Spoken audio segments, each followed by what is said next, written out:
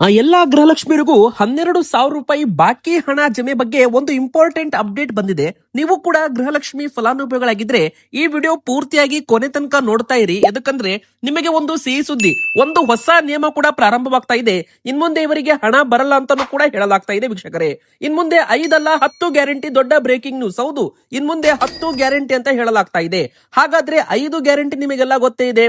ಇನ್ನುಳಿದ 5 ಗ್ಯಾರಂಟಿ ಯೋಜನೆಗಳ್ಯಾವು, ಅದರ ಬಗ್ಗೆನೂ ಕೂಡ ಈ ವಿಡಿಯೋದಲ್ಲಿ ನಿಮಗೆ ಮಾಹಿತಿ ಸಿಗಲಿದೆ ವೀಕ್ಷಕರೇ. ಕರ್ನಾಟಕದ 2ನೇ ದೊಡ್ಡ ಬ್ರೇಕಿಂಗ್ ನ್ಯೂಸ್ ಅಂತಾನೆ ಹೇಳ್ಬಹುದು. ಇನ್ನು 3ನೇ ದೊಡ್ಡ ಬ್ರೇಕಿಂಗ್ ನ್ಯೂಸ್, ಪಂಚ ಗ್ಯಾರಂಟಿ ಯೋಜನೆಗಳ ಫಲಾನುಭವಿಗಳು ಅವರಿಗೂ ಕೂಡ ಇಂಪಾರ್ಟೆಂಟ್ ಮಾಹಿತಿ ಬಂದಿದೆ ವೀಕ್ಷಕರೇ. ಇದು 4ನೇದಾಗಿ ಬ್ರೇಕಿಂಗ್ ನ್ಯೂಸ್. ಹೌದು ವೀಕ್ಷಕರೇ, ಬಿಪಿಎಲ್ ಕಾರ್ಡ್, ರೇಷನ್ ಕಾರ್ಡ್ ಇದ್ದವರಿಗೂ ಕೂಡ ಬಂಪರ್ ಸಿಹಿ ಸುದ್ದಿ. ನೀವು ಕೂಡ ಅನ್ನಭಾಗ್ಯ ಫಲಾನುಭವಿಗಳಾಗಿರ್ಬೋದು, ಬಿಪಿಎಲ್ ಕಾರ್ಡ್ ಹೊಂದಿರಬಹುದು, ಎಪಿಎಲ್ ಕಾರ್ಡ್ ಹೊಂದಿರಬಹುದು, ನಿಮಗೆ ಇಂಪಾರ್ಟೆಂಟ್ ಮಾಹಿತಿ.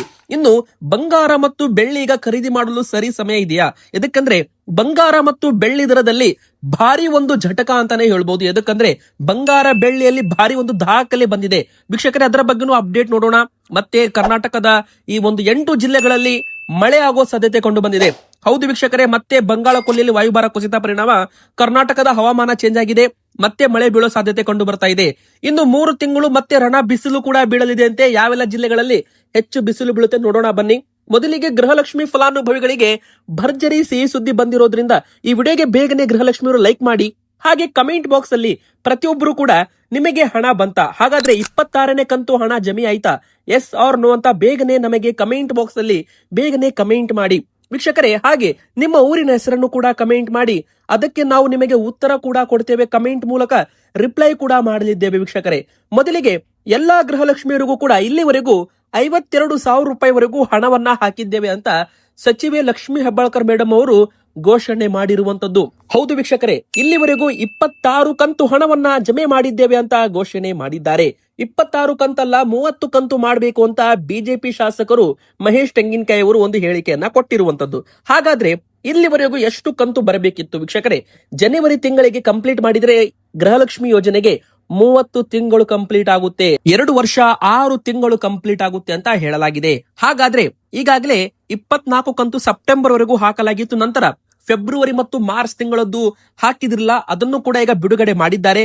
ನಂತರ ಅಕ್ಟೋಬರ್, ನವೆಂಬರ್, ಡಿಸೆಂಬರ್ ಹಾಗೂ ಜನವರಿ ಒಟ್ಟು 6 ಕಂತು ಬ್ಯಾಲೆನ್ಸ್ ಇತ್ತು. 12,000 ರೂಪಾಯಿ ಬಾಕಿ ಇತ್ತು. ಅದರಲ್ಲಿ ಈಗ ಫೆಬ್ರವರಿ ಮತ್ತು ಮಾರ್ಚ್ ತಿಂಗಳದ್ದು ಹಣ ಬಿಡುಗಡೆಯಾಗಿದೆ, ಜಮೆ ಕೂಡ ಆಗಿದೆ. ನೀವು ಕೂಡ ಗೃಹಲಕ್ಷ್ಮಿ ಫಲಾನುಭವಿಗಳಾಗಿದ್ರೆ ನಿಮ್ಮ ಬ್ಯಾಂಕ್ ಅಕೌಂಟ್ ಚೆಕ್ ಮಾಡಿಕೊಳ್ಳಿ. ಪ್ರತಿಯೊಂದು ಜಿಲ್ಲೆಗೂ ಕೂಡ, ಅಂದ್ರೆ ಬೆಂಗಳೂರು ಆಗಿರ್ಬೋದು, ತುಮಕೂರು, ಮಂಡ್ಯ, ಮೈಸೂರು, ರಾಮನಗರ, ಚಾಮರಾಜನಗರ, ದಾವಣಗೆರೆ, ಚಿತ್ರದುರ್ಗ, ಬಾಗಲಕೋಟೆ, ಗದಗ, ಹುಬ್ಬಳ್ಳಿ, ಬೆಳಗಾವಿ, ಬಾಗಲಕೋಟೆ, ಉತ್ತರ ಕನ್ನಡ, ದಕ್ಷಿಣ ಕನ್ನಡ, ಉಡುಪಿ, ಮಂಗಳೂರು, ಮತ್ತೆ ಬೀದರ್, ಕಲಬುರಗಿ, ಯಾದಗಿರಿ, ಪ್ರತಿಯೊಂದು ಜಿಲ್ಲೆಗೂ ಕೂಡ ಹಣವನ್ನ ಬಿಡುಗಡೆ ಮಾಡಲಾಗಿದ್ದು, ಜಮೆಯನ್ನ ಮಾಡಲಾಗಿದೆ ವೀಕ್ಷಕರೇ. ಪ್ರತಿಯೊಬ್ಬರಿಗೂ ಕೂಡ ಹಣ ಬಂದಿರುತ್ತೆ, ನೀವು ಕೂಡ ಚೆಕ್ ಮಾಡಿಕೊಳ್ಳಿ. ಒಂದು ವೇಳೆ ಬಂದಿಲ್ಲ ಅಂದ್ರೆ ನಿಮ್ಮ ಆಧಾರ್ ಕಾರ್ಡ್ ಬ್ಯಾಂಕ್ ಖಾತೆಗೆ ಲಿಂಕ್ ಇದೆಯಲ್ಲ ಅಂತ ಚೆಕ್ ಮಾಡಿಕೊಳ್ಳಿ. ಎರಡನೇದಾಗಿ ನಿಮ್ಮ ಒಂದು ರೇಷನ್ ಕಾರ್ಡ್ ಮೇಲೆ ನಿಮ್ಮ ಹೆಸರು ಹಾಗೂ ನಿಮ್ಮ ಒಂದು ಗೃಹಲಕ್ಷ್ಮಿ ಯೋಜನೆ ಹೆಸರು ಒಂದೇ ತರ ಇರಬೇಕು. ಮಿಸ್ ಮ್ಯಾಚಿಂಗ್ ಇದ್ದಲ್ಲಿ ಅವಾಗ ಹಣ ಬರೋದು ತಡವಾಗಬಹುದು. ಒಂದು ವೇಳೆ ನೀವೇನಾದ್ರೂ ಡಿಬಿಟಿ ಆಪ್ ನ ಯೂಸ್ ಮಾಡ್ತಾ ಇಲ್ಲ ಅಂದ್ರೆ ಅದರಲ್ಲಿ ಸ್ಟೇಟಸ್ ಅನ್ನ ಒಮ್ಮೆ ಬಾರಿ ಚೆಕ್ ಮಾಡಿಕೊಳ್ಳಿ, ನಿಮ್ದು ಆಕ್ಟಿವ್ ಇದೆಯೋ ಇಲ್ವೋ. ಎದಕ್ಕಂದ್ರೆ ಮೊನ್ನೆ 7 ಲಕ್ಷ ಬಿಪಿಎಲ್ ಕಾರ್ಡುಗಳನ್ನ ರದ್ದು ಮಾಡಲಾಗಿತ್ತು. ಅದರಲ್ಲಿ ಕೆಲವು ಬಿಪಿಎಲ್ ಕಾರ್ಡುಗಳು ಅನರ್ಹ ಪಟ್ಟಿಗೆ ಸೇರಿಸಲಾಗಿದೆ. ಅಂದ್ರೆ ಸುಳ್ಳು ದಾಖಲೆ, ನಕಲಿ ದಾಖಲೆ ಸೃಷ್ಟಿ ಮಾಡಿ ಪಡೆದುಕೊಂಡು ಬಿಪಿಎಲ್ ಕಾರ್ಡ್ ಪಡೆದುಕೊಂಡಿದ್ರು. ಆ ಒಂದು ಬಿಪಿಎಲ್ ಕಾರ್ಡ್ ಇಂದ, ರೇಷನ್ ಕಾರ್ಡ್ ಇಂದ ಗೃಹಲಕ್ಷ್ಮಿ ಯೋಜನೆಗೆ ಲಿಂಕ್ ಮಾಡಿಸಿ ಹಣವನ್ನ ಪಡೆದುಕೊಳ್ತಾ ಇದ್ರು. ಆದ್ರೆ ಯಾವಾಗ 7 ಲಕ್ಷ ಕಾರ್ಡುಗಳು ರದ್ದಾಯ್ತು ನೋಡಿ, ಅದರಲ್ಲಿ ಸಾವಿರಾರು ಗೃಹಲಕ್ಷ್ಮಿಯರಿಗೆ ಹಣ ಬರೋದು ಕೂಡ ಬಂದಾಗಿದೆ. ಎದಕ್ಕಂದ್ರೆ ಜಿಎಸ್ಟಿ ತೆರಿಗೆಯಿಂದ ಬಿಪಿಎಲ್ ಕಾರ್ಡು ರದ್ದಾಗಿದ್ರೆ ಗೃಹಲಕ್ಷ್ಮಿ ಹಣನೂ ಬರೋದಿಲ್ಲ ವೀಕ್ಷಕರೇ. ಈ ಒಂದು ಕಾರಣ ಅಲ್ಲ, ಇನ್ನೊಂದು ಕಾರಣ ಏನಂದ್ರೆ ತೆರಿಗೆ ಪಾವತಿ, ಇನ್ಕಮ್ ಟ್ಯಾಕ್ಸ್ ತೆರಿಗೆ ಏನಾದ್ರೂ ಪಾವತಿ ಮಾಡ್ತಾ ಇದ್ರೆ, ನೀವು ಬಿಪಿಎಲ್ ಕಾರ್ಡ್ ಹೊಂದಿದ್ದು ನಿಮ್ದು ಕಾರ್ಡು ಎಪಿಎಲ್ ಆಗಿದ್ರೆ ನಿಮಗೆ ಗೃಹಲಕ್ಷ್ಮಿ ಹಣ ಇನ್ಮುಂದೆ ಬರೋದಿಲ್ಲ ಅಂತಾನು ಕೂಡ ಇಲ್ಲಿ ಹೇಳಲಾಗ್ತಾ ಇದೆ. ಗೃಹಲಕ್ಷ್ಮಿಯರಿಗೆ ಹಣ ಬರಲ್ಲ, ಎದಕ್ಕಂದ್ರೆ ಜಿಎಸ್ಟಿ ರಿಟರ್ನ್ಸ್ ತೆರಿಗೆ ಪಾವತಿ ಮಾಡ್ತಾ ಇದ್ರೆ ಅವರಿಗೆ ಹಣ ಬರಲ್ಲ ಅಂತ ಹೇಳಲಾಗಿದೆ ವೀಕ್ಷಕರೇ. ಮತ್ತೆ ಇನ್ ಮುಂದೆ ಲೈಫ್ ಸರ್ಟಿಫಿಕೇಟ್ ಅಪ್ಲೋಡ್ ಮಾಡೋದು ಕೂಡ ಕಡ್ಡಾಯ ಮಾಡಲಿದ್ದಾರೆ. ಜೀವಿತ ಪ್ರಮಾಣ ಪತ್ರ ಅಂತೂ ಕೂಡ ಇದಕ್ಕೆ ಕರೀತಾರೆ. ಅಧಿಕೃತವಾಗಿ ಸರ್ಕಾರದಿಂದ ಘೋಷಣೆ ಮಾತ್ರ ಬಾಕಿ ಇದೆ. ಇನ್ನು ವೀಕ್ಷಕರೇ, ಪಂಚ ಗ್ಯಾರಂಟಿ ಯೋಜನೆಗಳ ಫಲಾನುಭವಿಗಳಿಗೂ ಕೂಡ ಒಂದು ಇಂಪಾರ್ಟೆಂಟ್ ಅಪ್ಡೇಟ್. ಈ ಬಾರಿ ಬಜೆಟ್ ನಲ್ಲಿ ಈ ತರ ಘೋಷಣೆ ಆಗಬಹುದು. ಯಾವ ತರ ಗ್ಯಾಸ್ ಸಬ್ಸಿಡಿ ರೀತಿಯಲ್ಲಿ ಉಳ್ಳವರು ಗ್ಯಾರಂಟಿಯನ್ನ ತ್ಯಜಿಸಬಹುದು, ಗಿವ್ ಇಟ್ ಅಪ್ ಸೂತ್ರ ಪ್ರಕಟ ಮಾಡಬಹುದು. ಸರ್ಕಾರ ಇದರ ಬಗ್ಗೆ ಚಿಂತನೆ ಮಾಡ್ತಾ ಇದೆ ಅಂತೆ. ಹೌದು, ಯಾವ ತರ ಗೃಹ ಜ್ಯೋತಿ, ಶಕ್ತಿ ಗ್ಯಾರಂಟಿಗಳು, ಗ್ಯಾಸ್ ಸಬ್ಸಿಡಿ ರೀತಿಯಲ್ಲಿ ಸರ್ಕಾರಿ ನೌಕರರಾಗಿರ್ಬೋದು, ಶ್ರೀಮಂತರು, ಉಳ್ಳವರು ತಮಗೆ ಬೇಕಂದ್ರೆ ಈ ಯೋಜನೆಗಳ ತ್ಯಜಿಸಬಹುದು, ಬೇಡ ಅಂತ ಕೈ ಬಿಡಬಹುದು. ಇದರ ಬಗ್ಗೆ ಮಾರ್ಚ್ 6ನೇ ತಾರೀಕು ಮುಖ್ಯಮಂತ್ರಿ ಸಿದ್ದರಾಮಯ್ಯನವರು ಬಜೆಟ್ ನಲ್ಲಿ ಗಿವ್ ಇಟ್ ಅಪ್ ಸೂತ್ರ ಪ್ರಕಟ ಮಾಡೋ ಸಾಧ್ಯತೆ ಕಂಡು ಬರ್ತಾ ಇದೆ. ಈ ಮೂಲಕ ಗ್ಯಾರಂಟಿ ಹೊರೆ ಕಡಿಮೆ ಮಾಡಿಕೊಳ್ಳಲು ಸರ್ಕಾರ ಚಿಂತನೆ ಮಾಡ್ತಾ ಇದೆ ಅಂತ ಹೇಳಲಾಗ್ತಾ ಇದೆ. ಆದ್ರೆ ಅಧಿಕೃತವಾಗಿ ಇನ್ನೂ ಕೂಡ ಇದರ ಬಗ್ಗೆ ಯಾವುದೇ ರೀತಿ ಘೋಷಣೆ ಬಂದಿಲ್ಲ.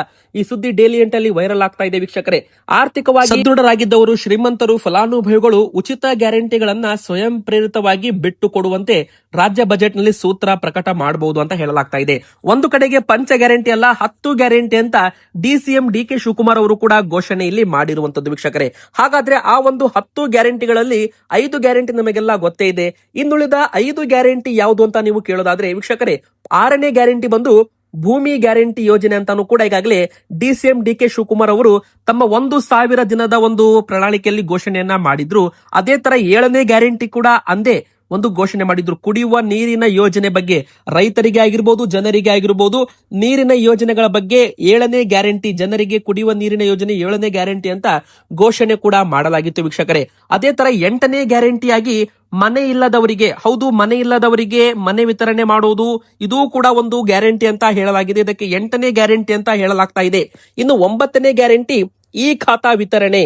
ಇನ್ನು 10ನೇ ಗ್ಯಾರಂಟಿಯಾಗಿ ಆರೋಗ್ಯವೇ ಭಾಗ್ಯ ಎಂದು ಕಾಂಗ್ರೆಸ್ ಪಕ್ಷ ತನ್ನ 10ನೇ ಗ್ಯಾರಂಟಿಯನ್ನ ಆರೋಗ್ಯ ಸೇವೆಗೆ ಮೀಸಲಿಟ್ಟಿದೆ.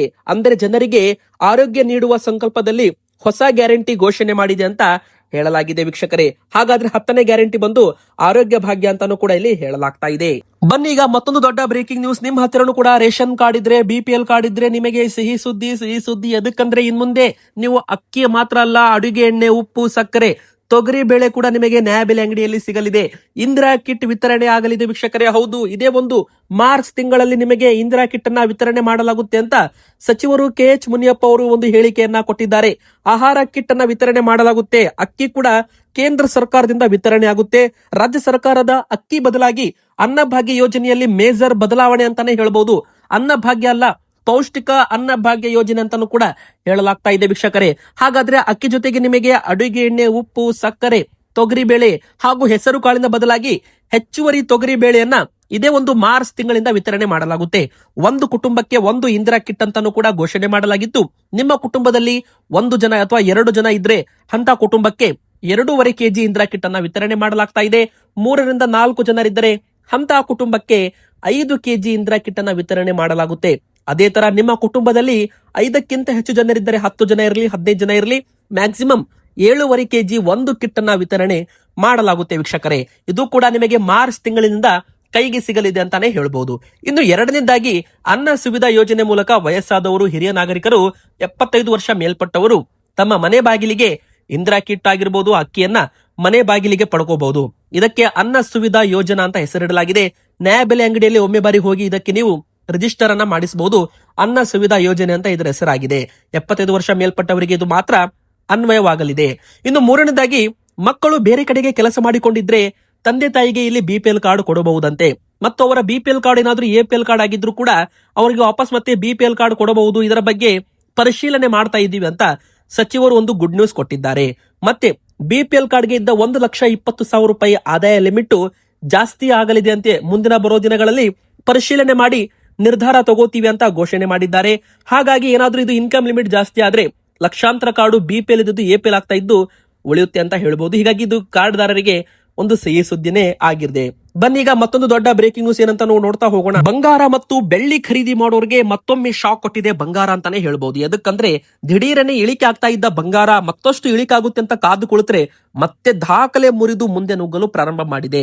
ಹೌದು ವೀಕ್ಷಕರೇ, ಬಂಗಾರ ಮತ್ತು ಬೆಳ್ಳಿ ದರ ಎರಡೂ ಕೂಡ ಏರಿಕೆ ಆಗ್ತಾ ಇದೆ. ಇದರ ಹಿಂದೆ ಇರೋ ಕಾರಣ ಆದ್ರೂ ಒಂದೇ, ಅಮೆರಿಕ ಮತ್ತು ಇರಾನ್ ನಡುವೆ ಯುದ್ಧ ಭೀತಿ ಶುರುವಾಗಿದೆ. ಹೌದು ವೀಕ್ಷಕರೇ, ಯುದ್ಧ ಭೀತಿ ಶುರುವಾಗಲಿಂದ ಮತ್ತೆ ಬಂಗಾರ ಬೆಳ್ಳಿಯಲ್ಲಿ ಭಾರಿ ಏರಿಕೆ ಆಗಲು ಪ್ರಾರಂಭವಾಗಿದೆ. ಒಂದು ಕಡೆಗೆ ಅಮೆರಿಕ ವಿಧಿಸಿದ್ದ ಸುಂಕವನ್ನ, ಡೊನಾಲ್ಡ್ ಟ್ರಂಪ್ ಅವರ US ಟಾರಿಫ್ ಅನ್ನ ಎಲ್ಲ ಕೂಡ ರದ್ದು ಮಾಡಲಾಗಿದೆ. ಹೀಗಾದಾಗ ಅಮೆರಿಕದ ಡಾಲರ್ ಕೂಡ ವೀಕ್ ಆಗಿದೆ. ಅವಾಗ ಬಂಗಾರದಲ್ಲಿ ಹೂಡಿಕೆ ಜಾಸ್ತಿ ಆಗಿದೆ ಅಂತಾನೆ ಹೇಳ್ಬಹುದು. ಇನ್ನು 2ನೇದಾಗಿ ಅಮೆರಿಕ ಮತ್ತು ಇರಾನ್ ನಡುವೆ ಯುದ್ಧ ಭೀತಿ ಶುರುವಾಗಿದೆ ವೀಕ್ಷಕರೇ. ಸೊ ಮತ್ತೆ ಈಗ ಬಂಗಾರ ಬೆಳ್ಳಿ ದರದಲ್ಲಿ ಏರುಮುಖ ಕಾಣ್ತಾ ಇದೆ. ಮುಂದಿನ ಬರೋ ದಿನದಲ್ಲಿ ಮತ್ತಷ್ಟು ಏರಿಕೆ ಆಗ್ಬಹುದು ಅಂತ ಮಾರ್ಕೆಟ್ ತಜ್ಞರು ಹೇಳ್ತಾ ಇದ್ದಾರೆ. ಆದ್ರೆ ನಿರ್ಮಲಾ ಸೀತಾರಾಮನ್ ಮೇಡಮ್ ಅವರು ಇದು ಕೇವಲ ತಾತ್ಕಾಲಿಕ ಏರಿಕೆ ಮಾತ್ರ, ಮುಂದಿನ ಬರೋ ದಿನಗಳಲ್ಲಿ ಎಲ್ಲಾ ಕೂಡ ಕರೆಕ್ಟ್ ಆಗುತ್ತೆ. ಸೆಂಟ್ರಲ್ ಬ್ಯಾಂಕ್ಗಳು ಖರೀದಿ ಮಾಡಿದ್ದಕ್ಕೆ ಈ ತರ ಆಗಿದೆ ಅಂತ ಹೇಳಿದ್ದಾರೆ. ಈಗ ಬಂಗಾರ ಮತ್ತು ಬೆಳ್ಳಿ ದರ ನೋಡೋದಾದ್ರೆ ನೀವು ಸ್ಕ್ರೀನ್ ಮೇಲೆ ನೋಡ್ತಿರ್ಬೋದು. 1 ಗ್ರಾಮ್ ಬೆಳ್ಳಿ ದರ 273 ರೂಪಾಯಿ, 270 ರೂಪಾಯಿ ಇತ್ತು, 273 ರೂಪಾಯಿ ಆಗಿದೆ. 1 ಕೆಜಿ 2,73,000 ರೂಪಾಯಿ. ಮತ್ತೆ ಇಲ್ಲಿ 3,000 ರೂಪಾಯಿ ಬೆಳ್ಳಿ ದರ ಏರಿಕೆ ಕಂಡಿದೆ. ಅದೇ ತರ ಬಂಗಾರದ ಬೆಲೆ 24 ಕ್ಯಾರೆಟ್ 10 ಗ್ರಾಮ್ ಚಿನ್ನದ ಬೆಲೆ ಎಷ್ಟಾಗಿದೆ, ಇದೂ ಕೂಡ ಏರಿಕೆ ಆಗಿದೆ ವೀಕ್ಷಕರೇ. ಕಳೆದ ಒಂದು ವಾರದಲ್ಲಿ ಮತ್ತೆ 4,500 ರೂಪಾಯಿ ಬಂಗಾರ ಏರಿಕೆ ಆಗಿದೆ. ಈಗ 1 ಗ್ರಾಮ್ಗೆ 16,100 ರೂಪಾಯಿ 24 ಕ್ಯಾರೆಟ್ ಅಪರಂಜಿ ಚಿನ್ನದ ಬೆಲೆ. 3% GST ಇದಕ್ಕೆ ಆಡ್ ಆಗುತ್ತೆ, ಮೇಕಿಂಗ್ ಚಾರ್ಜ್ ಎಕ್ಸ್ಟ್ರಾ ಆಡ್ ಆಗುತ್ತೆ. 8 ಗ್ರಾಮ್ 1,28,800 ರೂಪಾಯಿ, 10 ಗ್ರಾಮ್ಗೆ 1,61,100 ರೂಪಾಯಿ, 100 ಗ್ರಾಮ್ಗೆ 16,10,000 ರೂಪಾಯಿ ಬಂಗಾರದ ಬೆಲೆ ಆಗಿದೆ ವೀಕ್ಷಕರೇ. ಬೆಳ್ಳಿ ದರ ಕೂಡ ಮತ್ತೆ 3 ದಿನದಲ್ಲಿ 40,000 ರೂಪಾಯಿ ಅಷ್ಟು 2,30,000 ರೂಪಾಯಿ ಲೋವರ್ ಟಚ್ ಆಗಿತ್ತು M6 ಗೋಲ್ಡ್ ಅಲ್ಲಿ.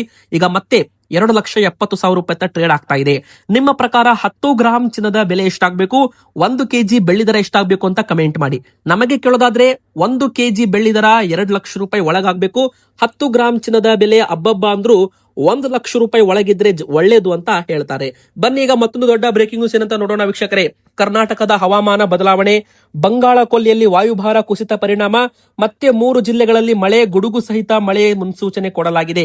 ಹೌದು, ಬೆಂಗಳೂರು ಸೇರಿದಂತೆ ಕರ್ನಾಟಕದ ದಕ್ಷಿಣ ಕರ್ನಾಟಕದ ಭಾಗದಲ್ಲಿ ಹಾಗೂ ಉತ್ತರ ಕರ್ನಾಟಕದ ಭಾಗದಲ್ಲೂ ಕೂಡ ಮಳೆ ಅಬ್ಬರ ಶುರುವಾಗ್ತಾ ಇದೆ. ಹೀಗಾಗಿ ಮುಂದಿನ 2-3 ದಿನ ಮತ್ತೆ ಯೆಲ್ಲೋ ಅಲರ್ಟ್ ನೀಡಲಿದ್ದಾರಂತೆ ವೀಕ್ಷಕರೇ. ಮೊದಲಿಗೆ ಬೀದರ್, ಕಲಬುರಗಿ, ಹಾಸನ, ಮೈಸೂರು ಮತ್ತು ಮಂಡ್ಯ ಜಿಲ್ಲೆಗಳಲ್ಲೂ ಕೂಡ ಮಳೆ ಅಬ್ಬರ ಶುರುವಾಗಲಿದೆ ಅಂತೆ. ಹೀಗಾಗಿ ಯೆಲ್ಲೋ ಅಲರ್ಟ್ ಕೂಡ ಕೊಡಲಾಗಿದೆ. ಕರಾವಳಿ, ಮಲೆನಾಡು ಮತ್ತು ಉತ್ತರ ಕನ್ನಡ ಈ ಭಾಗದಲ್ಲೂ ಕೂಡ ಮಳೆ ಅಬ್ಬರ ಜೋರಾಗಿದೆ ವೀಕ್ಷಕರೇ. ನಿಮ್ಮ ಊರಲ್ಲೂ ಕೂಡ ಈಗಾಗಲೇ ಮೋಡ ಕವಿದ ವಾತಾವರಣ, ಮಳೆ ಪ್ರಮಾಣ ಶುರುವಾಗಿದ್ರೆ ನಿಮ್ಮ ಊರಿನ ಹೆಸರನ್ನ ಕಮೆಂಟ್ ಮಾಡಿ. ಅದೇ ತರ ಉತ್ತರ ಕರ್ನಾಟಕದ ಭಾಗದಲ್ಲೂ ಕೂಡ ಹುಬ್ಬಳ್ಳಿ, ಧಾರವಾಡ, ಗದಗ, ಬೆಳಗಾವಿ, ಬಾಗಲಕೋಟೆ ಈ ಭಾಗದಲ್ಲೂ ಕೂಡ ತುಂತುರು ಮಳೆ ಶುರುವಾಗಿದೆ. ಮತ್ತೊಂದು ಕಡೆಗೆ ಬಿಸಿಲಿನ ಪ್ರಮಾಣ ಕೂಡ ಮುಂದಿನ ಬರೋ ದಿನಗಳಲ್ಲಿ ಜಾಸ್ತಿ ಆಗಬಹುದು ಅಂತ ತಜ್ಞರು ಹೇಳ್ತಾ ಇದ್ದಾರೆ. ಹೌದು, ಎದಕ್ಕಂದ್ರೆ ಇಲ್ಲಿ ಮುಂದಿನ ಬರೋ ದಿನಗಳಲ್ಲಿ ಬೀದರ್, ಯಾದಗಿರಿ, ಕಲಬುರಗಿ, ರಾಯಚೂರು, ಮಾನ್ವಿ, ಸಿನ್ನೂರು, ಕೊಪ್ಪಳ ಈ ಭಾಗದಲ್ಲಿ ಮತ್ತೆ ಮಾರ್ಚ್, ಏಪ್ರಿಲ್, ಮೇ 3 ತಿಂಗಳು ಮತ್ತೆ ಇಲ್ಲಿ ಬಿಸಿಲಿನ ಪ್ರಮಾಣ, ತಾಪಮಾನ ಜಾಸ್ತಿ ಆಗಲಿದೆ ಅಂತ ಇಲ್ಲಿ ಹೇಳಿರುವಂತದ್ದು. ನಿಮ್ಮ ಪ್ರಕಾರ ನಿಮ್ಮ ಅನಿಸಿಕೆ ಕಮೆಂಟ್ ಮಾಡಿ, ವಿಡಿಯೋಗೆ ಲೈಕ್ ಮಾಡಿ, ನಮ್ಮ ಚಾನಲ್ಗೆ ಸಬ್ಸ್ಕ್ರೈಬ್ ಕೂಡ ಮಾಡ್ತಾ ಇರಿ.